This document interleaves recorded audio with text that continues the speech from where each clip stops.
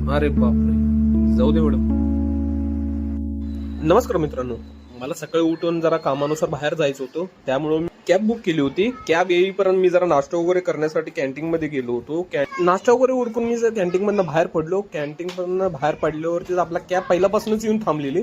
मग काय, आतमध्ये बसल्यावरती मला कळालं नंतर की लेडीज ड्रायव्हर आहे, चालवणारी लेडीज आहे. हिचं वाईट वाटत नव्हतं, पण मला त्यांचं वाईट वाटत होतं. कशामुळं चालवतात हे सांगितल्यावरती मला वाईट वाटत. मग रिक्षा थोडं पुढे गेल्यावरती मी त्यांना एकदा विचारले की मी असं का चालवतात.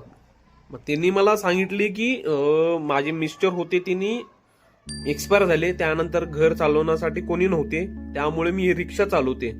मग त्यांना एक दोन तीन अजून प्रश्न विचारले. प्रश्न विचारण्याच्या अगोदरच त्यांनी डोळ्यातनं पाणी काढले होते. मग तिने रडत असताना मला लय खूप वाईट वाटत होतं. आणि कसं पण माझं लोकेशन जवळच आलेलं. मग मी उतरलो होती, एकदा असंच विचारले की तुम्ही का रडते. म्हटल्यावर तिथे ना मिस्टरांची आठवण येते मला, असं म्हणत होते. म्हणून मी पुढचं काय बोललो नाही. मग तिथंच मी थांबलो. त्यानंतर मी त्यांच्या पुढच्या वाटचालीसाठी ऑल द बेस्ट सांगितलं. मग त्यानंतर मी माझ्या रस्ते निघत होतो. पण खूप चांगले रिक्षा चालवत होते. मग त्यांना मी सांगितलं खूप चांगलं तुम्ही रिक्षा चालवतात. परत एकदा त्यांना मी ऑल द बेस्ट म्हणलो. त्यानंतर मी काही व्हिडिओ काढलंच नाही, कारण मला व्हिडिओ काढूच वाटत नव्हतं त्यांचा ऐकल्यावर. चला मित्रांनो, भेटूया मग पुढच्या ब्लॉग मध्ये.